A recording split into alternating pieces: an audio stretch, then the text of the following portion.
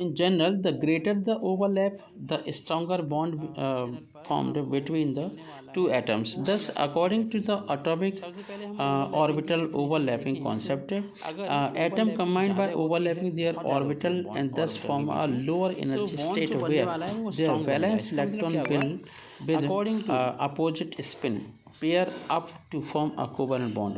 तभी covalent bond बनेगा जब इलेक्ट्रॉन की स्पिन अपोजिट होगी, पहली बात। दूसरा, जो आपकी ओवरलैपिंग है वो दो टाइप की है। एक एस एस ओवरलैपिंग है, उससे सिग्मा बॉन्ड बनेगा। आपका एस और पी ओवरलैपिंग, उससे भी सिग्मा बनेगा। पी पी ऑर्बिटल की ओवरलैपिंग है, उससे भी सिग्मा बनेगा। और एक साइड वाइज ओवरलैपिंग है। तो अभी जो हमने ऑर्बिटल की ओवरलैपिंग बताई वो एक्सियल होती है, और दूसरी टाइप की है आपकी पाई बॉन्ड वाली, साइड वाइज वाली, उससे पी आपका पाई बॉन्ड बनेगा। क्या बनेगा? Pi bond.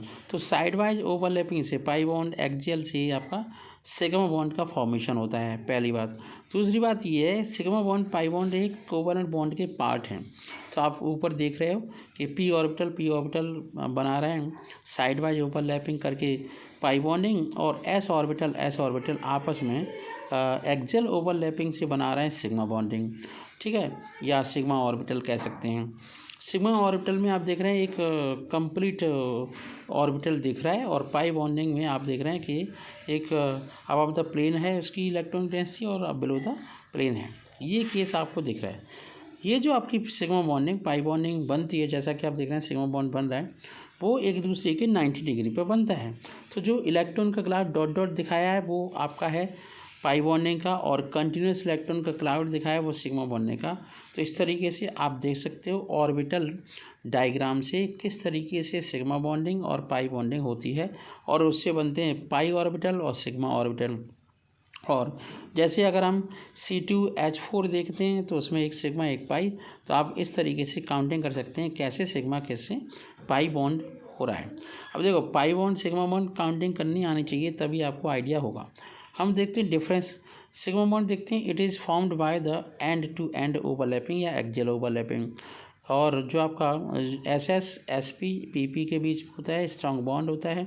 Electron cloud symmetrical होता है, ठीक है, और it consist of a one electron cloud, और फ्री रोटेशन होता है अबाउट द सिग्मा बॉन्ड। ये बात याद रखना है। पाई बॉन्डिंग में होती है साइड वाइज ओवरलैपिंग से, इसे लेटरल ओवरलैपिंग भी कहते हैं। इसके अंदर बिल्कुल भी क्या नहीं होता, रोटेशन नहीं हो सकता। अगर हम कंपैरिजन करें दोनों सिग्मा बॉन्ड पाई बॉन्ड का, तो इस तरीके से हम कंपैरिजन कर सकते हैं। तो ये एस एस ओवरलैपिंग से का एग्जांपल हो सकता है हाइड्रोजन का बॉन्ड, है ना, हाइड्रोजन बॉन्ड बनना एच सिंगल बॉन्ड एंड। यहाँ पर एक और दिखाया है कि फ्लोरीन का बॉन्ड भी आपका पी ऑर्बिटल का एग्जांपल हो सकता है। दो ऑक्सीजन एटम का भी इसमें सिग्मा बॉन्ड और पाई बॉन्डिंग की ओवरलैपिंग दिखाई गई है, जैसा कि आप देख सकते हो। तो ये इम्पोर्टेंट बात है।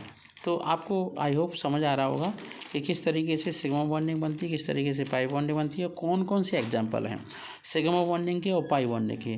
जैसे कार्बन टेट्राफ्लोराइड है, उसमें सब में सिग्मा बॉन्ड बना हुआ है, ठीक है। कार्बन डाइऑक्साइड मॉलिक्यूल है, उसमें सिग्मा बॉन्ड पाई बॉन्ड दोनों बने हुए हैं, सिग्मा बॉन्ड और पाई बॉन्ड दोनों बने हुए हैं, ठीक है, ठीक है। तो ये ज़रूरी है। तो ये ज़रूरी है। इसके बाद हम देखते हैं हाइड्रोजन फ्लोराइड भी एक एग्जांपल है एस ऑर्बिटल और पी ऑर्बिटल की ओवरलैपिंग का। तो एस ऑर्बिटल और पी ऑर्बिटल की एग्जांपल ऑर्बिटल का एग्जांपल आपका हो गया, ठीक है। तो हाइड्रोजन, हाँ, ये आपका हाइड्रोजन फ्लोराइड का एग्जांपल है। आई होप आपको समझ आया होगा। Thanks for watching. Thank you very much.